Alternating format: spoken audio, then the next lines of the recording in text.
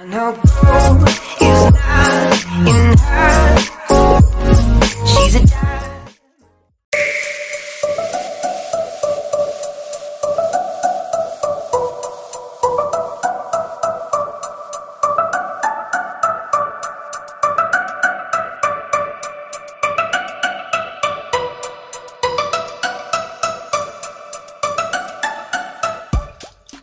Oke, balik lagi di Unlimited ID. Kali ini bersama saya Daryl Denny.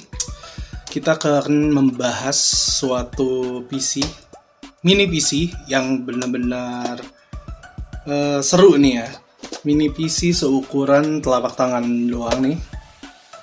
Oke, bisa dilihat. Ini adalah HP ProDesk. HP ProDesk G berapa ya? Kok lupa? HP ProDesk 405 G4 desktop mini di sini.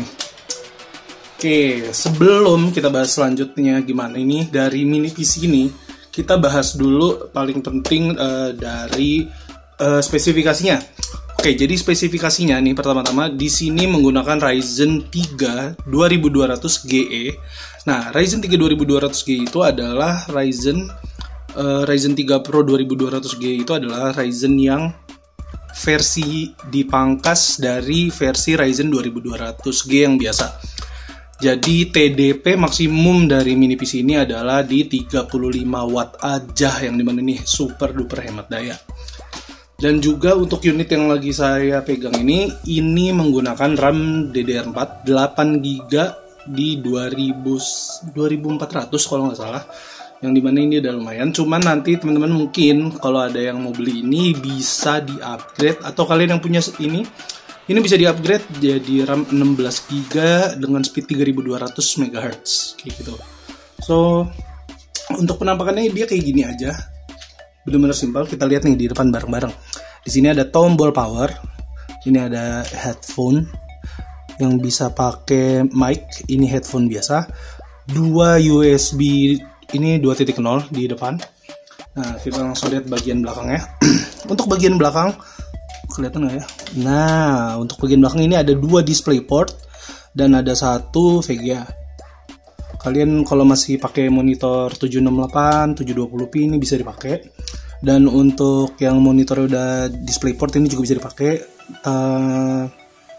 Kalau yang belum ada bisa beli converter kayak seperti ini.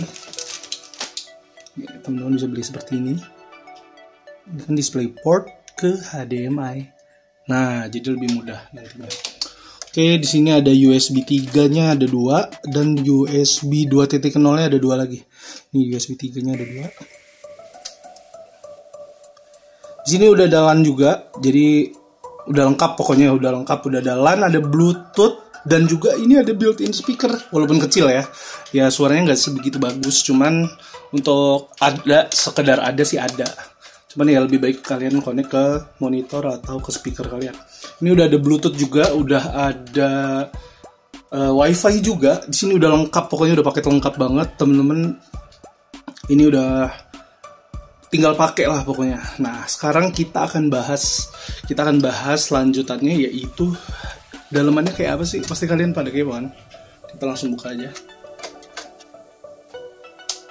Cara bukanya tuh gampang banget. Ini ada baut 1. Oke, kita putar sampai udah kendor seperti ini. Kalau udah kendor, ini ditarik. Set. Udah ketarik. Kalau udah ketarik tinggal diangkat. Set. Nah, oke, kita langsung lihat isinya seperti ini. Aduh, apa itu yang jatuh? Oke. Isinya seperti ini, benar-benar mungil banget. Kita akan mungkin nanti untuk video lebih jelasnya akan ada shoot dari kamera atas. So, kita lanjut ke shoot kamera atas. Yuk, kita move ke kamera dari atas ini. Seperti biasa tadi kita buka ininya. Kalau udah ini kita tarik, set. Oke, udah ketarik, tinggal diangkat. Oke. Di sini adalah dalaman dari HP ProDesk 405. Kita lihat bareng-bareng. Jadi di sini, di bagian sini itu adalah prosesornya. Ini ada heatsinknya ya. Ini adalah fan. Dan ini adalah tempat RAM-nya. Ini RAM-nya 8GB 2 keping. Di sini harusnya saya buka sekalian ya. Di sini itu dia itu menggunakan prosesor desktop ya. Jadi bisa diganti. Teman-teman bisa ganti prosesor ini, di-upgrade mungkin sampai ke Ryzen 5 2400G. Ini bisa di sini. Ya. Ini kita pakai 2200 GE yang TDP-nya hanya 35 watt. Ini sebenarnya bisa saya buka sih untuk ngasih lihat dulu, cuman kayaknya agak ribet. Jadi kita lanjut ke spesifikasi lengkapnya aja ya. Oke, ini untuk fan-nya. Dia yang akan mendorong angin dari sini untuk ke belakang sini ke outputnya ya. Untuk udara exhaust-nya kayak gitu. Pemasangannya udah kayak gitu aja, simple. Kita buka, oh ini begini. Oke. Ini untuk bagian pendinginan dan prosesor. Di sini RAM-nya kita menggunakan 2x8GB, bisa dilihat. Ya, ini ada 2. Sip. Nah, di sini saya menggunakan SSD SATA 256GB dari Team Group. Cuman teman-teman, di sini saya bongkar lebih jauh dulu sebentar deh. Saya open dulu kliknya. Nah, pakai obeng dulu untuk melihat gimana isi dari si HP ini. Saya buka.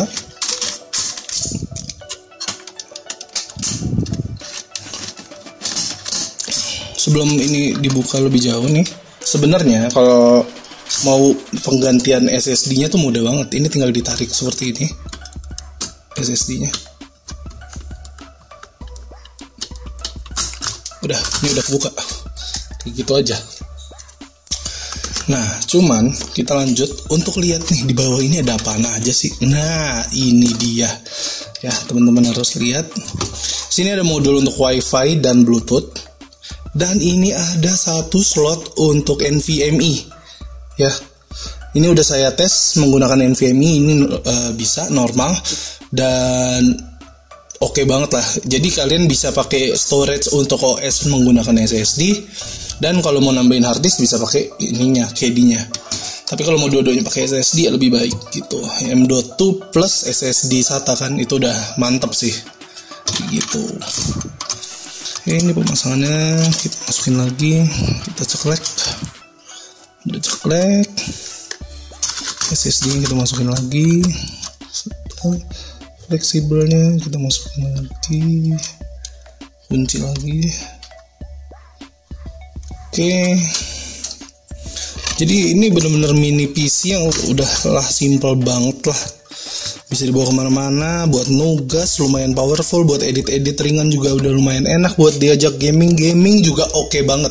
Nanti kita akan cek beberapa game ya, mungkin nggak game-game yang terbaru, cuman dengan kekuatan mini PC ini ya kita akan lihat dia sanggup buat diajak main apa aja dan di resolusi berapa gitu. Oke, kita pasang kembali.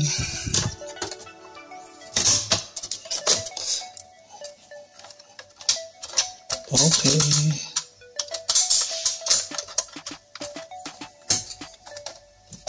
Kita akan lihat gimana performa dari HP ProDes 405 G4 ini. Let's go. Oke, kembali lagi di pengetesan HP ProDes. Ini kita ada di GTA 5 offline. Teman-teman bisa lihat di pojok kiri atas untuk FPS yang didapat ada di 70-an, 80-an. Tapi sebelum itu kita langsung cek dulu untuk settingan grafiknya. Ini kita ada di, nah teman-teman bisa lihat ini, ini di 720p. Dikarenakan video memorinya kita cuman dapet di 1 GB ya. Jadi mentok di 720p, kita bisa full screen. Dan ini settingan normal ya, paling rata kiri lah ya. Oke, di sini juga udah pakai DirectX 11. Bisa diturunin lagi sebenarnya ke DirectX 10, cuman di sebelah sini juga udah cukup nyaman. Coba teman-teman bisa lihat ya, di PC sekecil ini kita dapat suhu max di 76 derajat, yang dimana masih oke ya, batas tolerir. Dan teman-teman bisa main GTA 5 offline atau mungkin GTA 5 GTA 5 online kayaknya rada berat ya untuk main roleplay. Cuman ini udah cukup banget untuk teman-teman yang mau PC-nya pengen punya PC tapi listriknya nggak kuat atau budgetnya minim. Ini bisa jadi salah satu pilihan yang oke dan lumayan worth it untuk main game-game yang nggak terlalu baru lah, game-game lama atau mungkin beberapa game e-sport juga masih bisa dilebas pakai ini. Nanti kita sambil tes lagi untuk beberapa gamenya. Dan ini kita langsung pengetesan di GTA 5 nih, kita sambil bawa mobil agak kencang sedikit. FPS bisa dilihat bervariasi di 60-an. Yang pastinya dia nggak drop ke 50. Mungkin ada drop ke 50 kalau lagi ada ledak-ledakan mungkin ya. Cuman karena ini buat tester aja, yang dimana ini GTA 5 bisa jalan di atas 60 fps, yang dimana ini udah nyaman banget. Oke, itu ada drop di 59. Tapi ini benar-benar playable banget dan udah oke banget sih. Oke, sekian pengetesan di GTA 5. Kita lanjut lagi ke pengetesan selanjutnya ya. Let's go. Oke, kembali di pengetesan untuk Dota 2 ini ya. Untuk Dota 2 kita cek untuk settingannya dulu.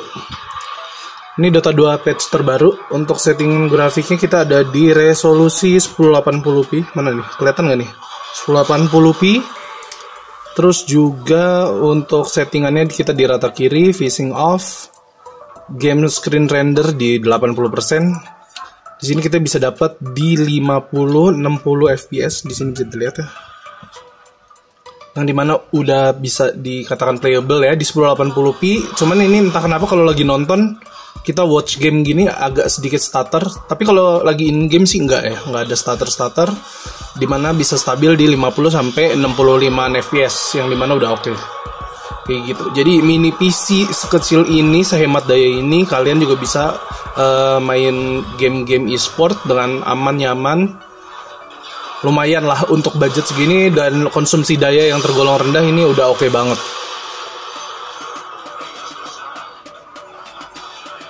Oke, sekian pengetesan di Dota 2 patch terbaru ini ya. Kita di 2025, kita lanjut lagi ke pengetesan selanjutnya. Let's go. Ya, ini pengetesan di Tekken 7. Teman-teman, kita langsung lihat untuk settingannya. Graphic setting di 720p. Ini high semua ini. Coba kita rubah ke low aja deh.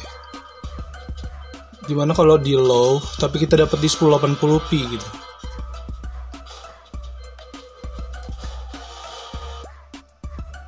Kita tes dulu.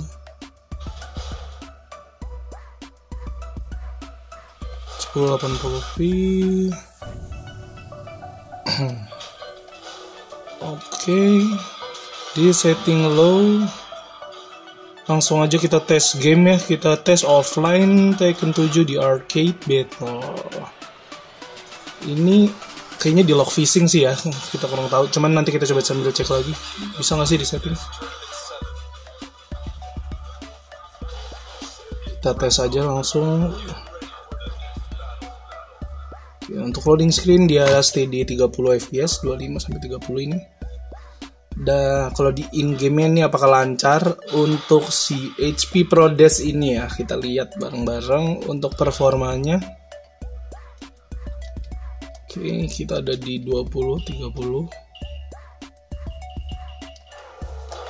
Oke.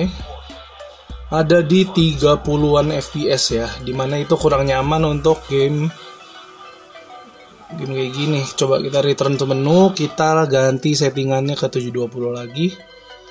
Apakah bisa dapat di at least 60 enggak sih gitu.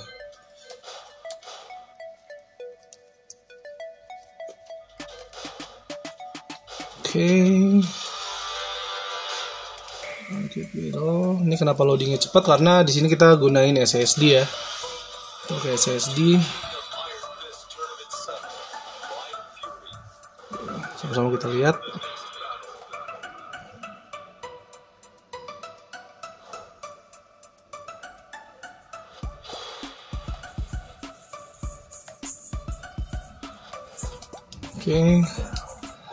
Oke, di in-game kita dapat di 60. Gimana nih, lancar, nggak ada stutter.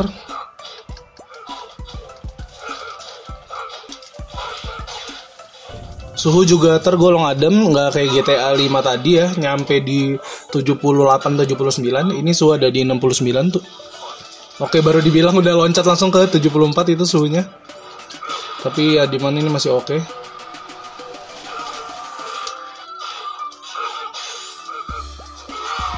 Nice.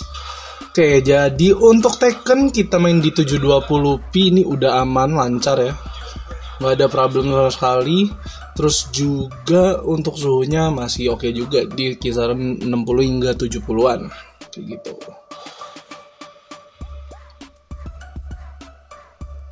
Kalau ada efek-efek itu tadi agak stutter sedikit, tapi ya oke lah untuk PC sekecil ini. Ini udah oke banget.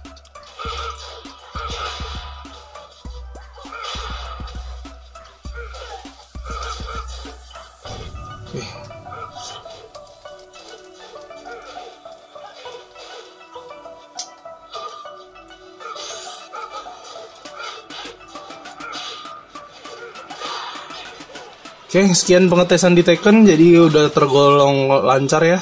Kita lanjut ke pengetesan game selanjutnya. Oke teman-teman, ini ada mini game untuk bonus. Kita lihat di sini untuk settingannya, dia di borderless 720p, nggak pakai VSync.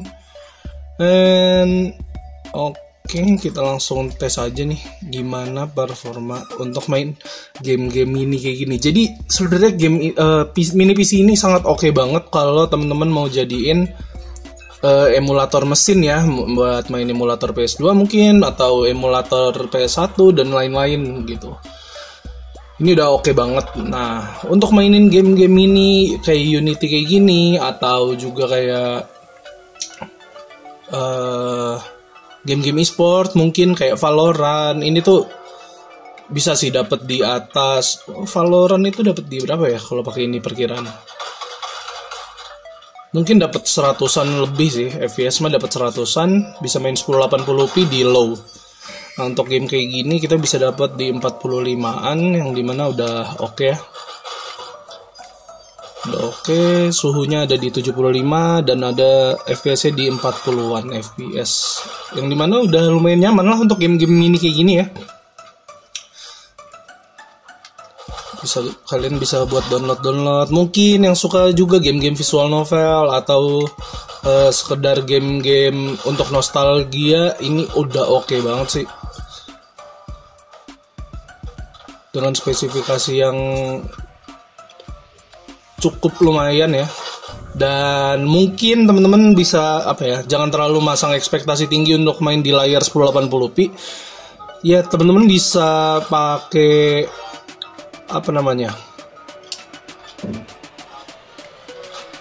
settingan dia di 720, yang dimana masih oke banget juga untuk kita mainin game-gamenya gitu. Ini udah asik sih.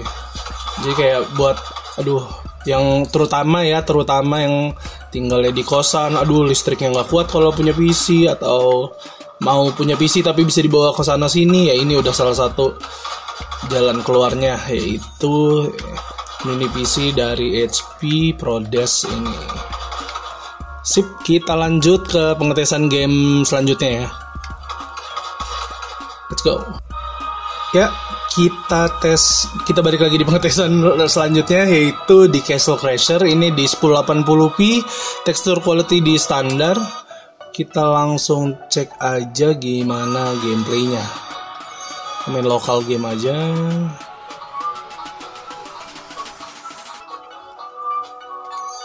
Oke, let's go. Ini kita bisa main berempat loh. Ini coach gaming seru nih. Coach party. FPS-nya sih banjir yang 400 ya. Cuman nanti kita coba lihat. Ini juga ada error dari GPU, masa 1000 nih. Cuma deh udah, kalau kita lihat aja untuk FPS yang dihasilkan. Iya, dapet 400.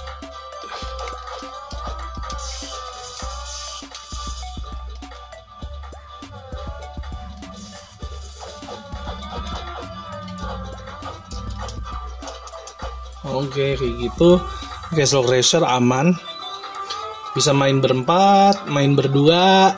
Game-game kayak gini tuh, minigame kayak gini tuh, indie game kayak gini tuh udah oke banget sih. Buat teman-teman yang ngincer buat nyari story, visual novel atau apa, pakai PC ini udah oke lah. Kalian mau apa ya? Dipakai buat kerja-kerja ringan atau gaming ringan kayak gini, ini udah oke banget si mini PC ini. Kayak gitu.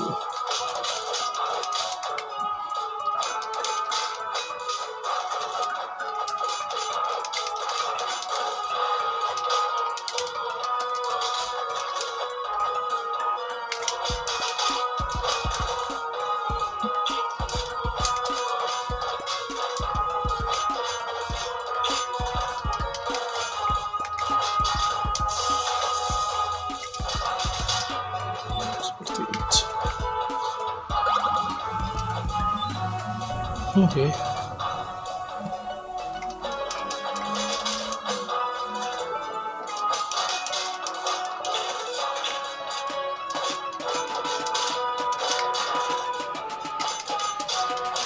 Jadi untuk game-game kayak gini ya udah pasti udah oke. Sip. Jadi sekian pengetesan dari HP ProDes Ryzen 2200G ini. Kita lanjut ke pengetesan selanjutnya. Ke konklusi maksudnya. Yes, sekian pengetesan dari HP ProDes 405G4 desktop mini ini. Gimana menurut kalian, ini udah oke banget atau enggak? Buat teman-teman yang kepengen punya PC kayak gini, bisa hubungin ke Instagram @unlimitedid dan juga nanti bisa tulis di komen. Thank you banget udah nonton sampai habis. Kita ketemu lagi di next video. Bye. I know gold is not in her.